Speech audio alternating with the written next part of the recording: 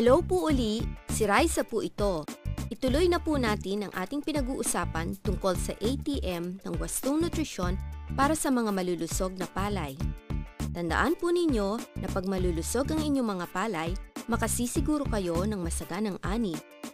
Bilang pagbabalik-aral, ang ibig sabihin ng wastong nutrisyon sa palay ay ang pagbibigay ng tamang sustansya sa tamang dami sa tamang oras. Simple lang po ang wastong nutrisyon para sa palay. Tandaan lang po ninyo ang mga letrang A, T, M. A, alamin ang mga pangunahing sustansya na kailangan ng palay. T, tandaan ang mga mahahalagang yugto sa paglaki ng palay. M, mag-abono sa panahon ng pagsusuwi at paglilihi. Noong nakaraan, napag-aralan natin ang A sa ATM tungo sa wastong nutrisyon. Alamin ang mga pangunahing sustansya na kailangan ng palay. Sa videong ito, pag-uusapan naman natin ng T sa ATM ng wastong nutrisyon. Ang T ay tandaan ang mahalagang yugto sa paglaki ng palay. Bibigyan natin ng pansin ang mga sumusunod. Ang mga yugto sa paglaki ng palay kung kailan mahalaga ang sustansya, ang paraan upang mabigyan ng sustansya ang mga bagong tanim na palay.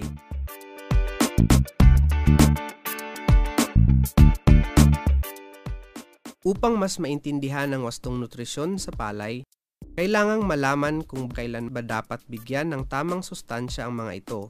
Ang bawat yugto sa paglaki ng palay ay may kaakibat na tamang sustansya at tamang dami upang maging malusog ang inyong palay. Ang palay ay katulad ng tao. Dumadaan din ang mga ito sa iba't ibang yugto ng paglaki, mula sa pagiging binhi, magiging batang halaman hanggang maging ganap na palay. Ang pangangailangan ng palay sa sustansya ay nagbabago sa bawat yugto ng paglaki. Ang dami ng abonong dapat ibigay sa palay ay dapat akma sa kanilang pangangailangan. Ang tatlong pangunahing yugto sa paglaki ng palay kung kailan dapat sapat ang sustansya ay ang mga sumusunod. Panimulang yugto, pagsusuwi, at paglilihi. Pagbagong tanim ang palay, nangangailangan ng mga ito ng sapat na dami ng posporo, potassium at sulfur na higit sa kayang ibigay ng lupa, mga organikong sangkap at patubig. Kaya naman, ang mga abonong nagtataglay ng posporo, potassium at sulfur ay kailangang ibigay sa bagong tanim na palay. Kailangan din sa yugtong ito ng nitrogeno, ngunit sa kakaunting dami lamang.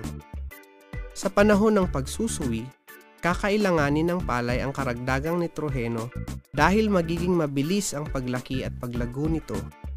Ngunit ang dami ng nitrogeno ay nararapat na akma sa pangangailangan ng palay sa yugtong ito. Ang panahon ng paglilihi ng palay ay isang napakahalagang yugto na kailangan ng karagdagang nitrogeno dahil ito ay ang panahon na nag-uumpisa ng mabuo ang mga magiging uhay at butil. Kapag mataas ang inaasahang ani at pag hindi binabalik sa bukid ang mga pinag-anihan, maaring magdagdag ng potassium sa inyong palay sa panahon ng paglilihi.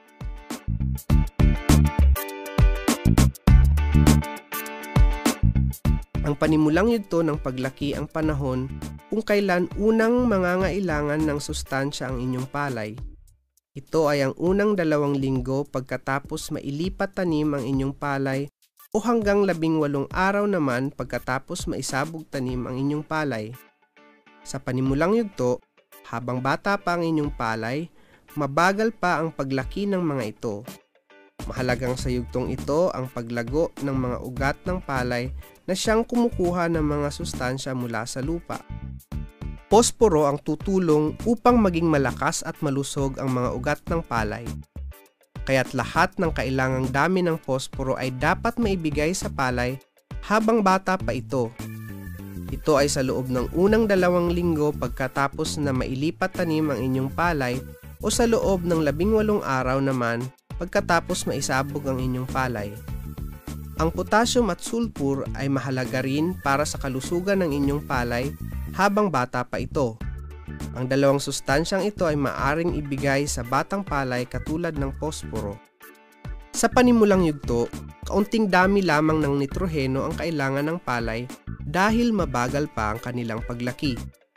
Kaya't 25% o ika-4 na bahagi lamang ng kabuuang dami ng nitrohenong kailangan ang dapat ibigay sa palay sa panahon bago sumapit ang pagsusuwi.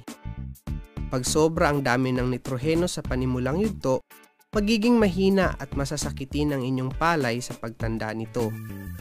Sa karaniwang kalakaran, ang mga abonong may taglay na NP o NPK tulad ng 16-20-0 o 14-14-14 ay mainam gamitin sa unang pag-aabono. Ang mga abonong ito ay may posporo at sulfur na kailangan ng palay sa paglaki at may taglay din silang sapat na dami ng nitroheno. Iabono ang lahat ng kinakailangang 16-20-0 o 14-14-14 sa loob ng 2 linggo pagkalipat tanim o sa loob ng 18 araw pagkasabog ng inyong palay. Pag kayo ay gumamit ng mga abonong may taglay na NP o NPK, maaari na kayong hindi gumamit ng urea sa unang pag-aabono dahil kaunting dami lamang ng nitroheno ang kailangan ng batang palay.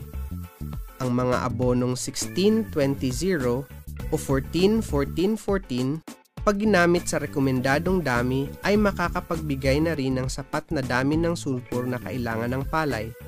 Kaya't pwede na kayong hindi mag-abono ng ammonium sulfate pag tamang dami ng mga abonong 16-20-0 o 14-14-14 ang ginamit ninyo. Sa karaniwang pamantayan, ang pangangailangan ng palay sa sustansya ay dumarami sa pagtaas ng ani.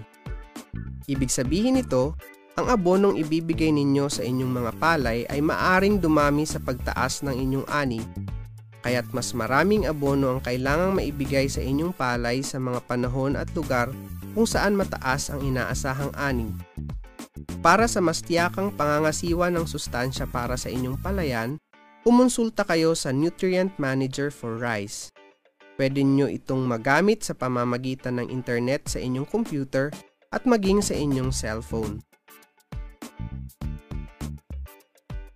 Ang T sa ATM tungo sa wastong nutrisyon para sa mga malulusog na palay ay tandaan ang mga mahahalagang yugto sa paglaki ng palay. Ito naman ang mga kailangang tandaan. Ang 3 pangunahing yugto sa paglaki ng palay na kailangang masapatan ng sustansya ay ang panimulang yugto, pagsusuwi at paglilihi. Ang mga abonong may taglay na NP o NPK tulad ng 16-20-0 or 14-14-14 ang mainam gamitin sa unang pag-aabono. Ito ay sa unang 2 linggo pagkatapos na mailipat tanim ang inyong palay o mga 18 araw naman pagkatapos maisabog ang inyong palay. Lahat ng kinakailangang posporo, higit sa kalahati o lahat ng kinakailangang potassium at kaunting dami lamang ng nitroheno ang dapat ibigay sa panahon ng panimulang yugto.